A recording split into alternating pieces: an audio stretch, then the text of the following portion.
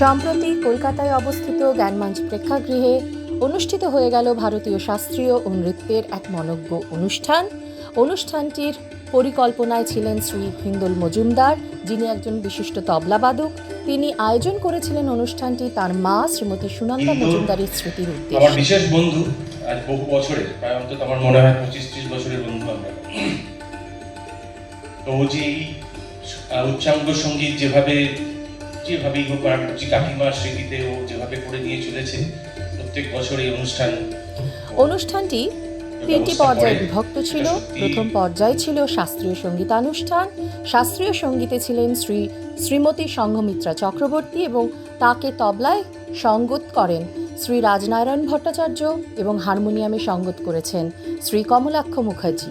দ্বিতীয় পর্যায়টি ছিল সন্তুর বাদনে অংশগ্রহণ করেন ডক্টর বিপুল রয় এবং তাকে তবলায় সহযোগিতা করেন শ্রী হিন্দোল মজুমদার।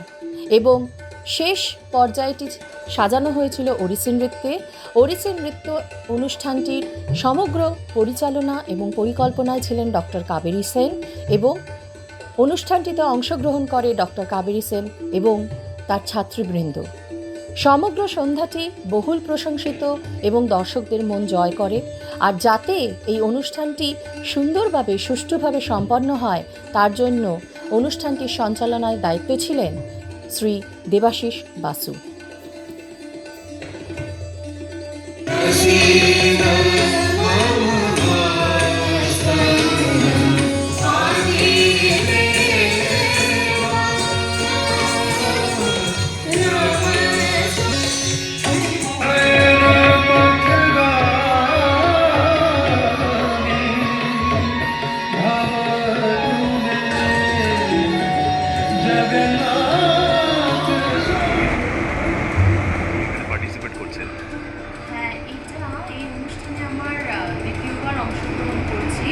তবে প্রথমবার আমি অংশগ্রহণ করেছিলাম, আমার একক পরিস্থিতি নৃত্য ছিল, সেটি হচ্ছিল শ্রীরামপুরে।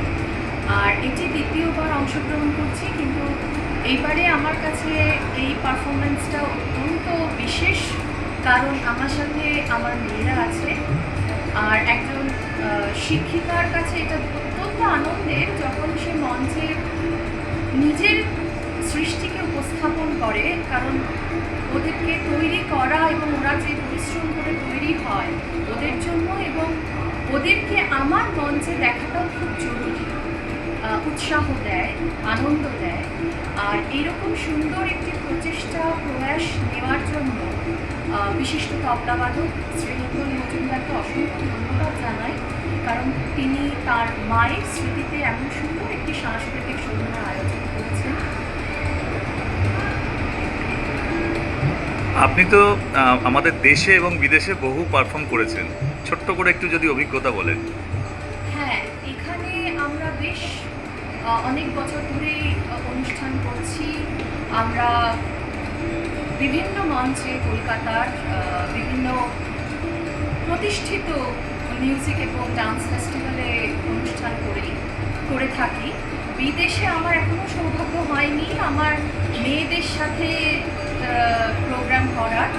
বিদেশের অভিজ্ঞতা অন্যরকম, কারণ বিদেশে যে ছেলে মেয়েদের কাছে আমি যাই এবং যেখানে যেখানে অনুষ্ঠান করি, যে অর্গানাইজেশনগুলো, প্রতিষ্ঠানগুলি আছে, সেগুলো মোস্টলি হয় ইউরোপিয়ান প্রতিষ্ঠান হয়, নয় ইন্দো ইউরোপিয়ান। আর আমেরিকায় হলে ইদার আমেরিকান আর ইন্দো আমেরিকান। যদি আমেরিকান হচ্ছে, ইউরোপিয়ান হচ্ছে, সেখানে ওনারা অতটা ইন্ডিয়ান ক্লাসিক্যাল মিউজিক আর ডান্সের সাথে তো পরিচিত নন। সেখানে নিজের ভারতীয় আর্ট ফর্মটাকে, শিল্পটাকে সেখানে তাদের মধ্যে ছড়িয়ে দেওয়ার এক অন্যরকম আনন্দ আছে নিজের মধ্যে। ফলে সেটা একরকম অভিজ্ঞতা। এবং শুধু তাই নয়, ওখানে যখন কর্মশালা আমরা করে থাকি, পরিচালনা এবং বিভিন্ন ইউনিভার্সিটি কলেজে ক্লাস নিয়ে থাকি, সে এক অনন্য অভিজ্ঞতা হয়। কারণ সেখানে স্টুডেন্টদের একরকম মানসিকতা, এখানে স্টুডেন্টদের আরেক রকম মানসিকতা, তাদের জীবনযাত্রা অন্যরকম, আমাদের জীবনযাত্রা অন্যরকম। সেইখানে যেন মনে হয় যে ভারতীয় সংস্কৃতির বাহক হিসেবে যখন তাদের সামনে দাঁড়াই, দায়িত্ব অনেক বেশি। এবং তাদের সিনসিয়ারিটি, তাদের ডেডিকেশন দেখলে সত্যি মুগ্ধ হই। আর এখানে তো আমাদের ছেলেমেয়েরা সবসময় ভারতীয় সংস্কৃতির সাথে পরিচিত, ফলে ওদের কাছে আলাদা করে সংজ্ঞাটা দিতে হয় না, কিন্তু যেটা ওদের ভেতরে ঢোকাতে হয় যে এটি একটি অত্যন্ত পবিত্র এবং এর মধ্যে দিয়ে যে তৃপ্তি আসবে, যে আনন্দ আসবে, সেটা যেন তোমরা সৎ উপায়ে সৎ পথে থেকে সেটা যেন অর্জন করতে পারো এবং দর্শকদের কাছে যেন সেটা পৌঁছে দিতে পারো।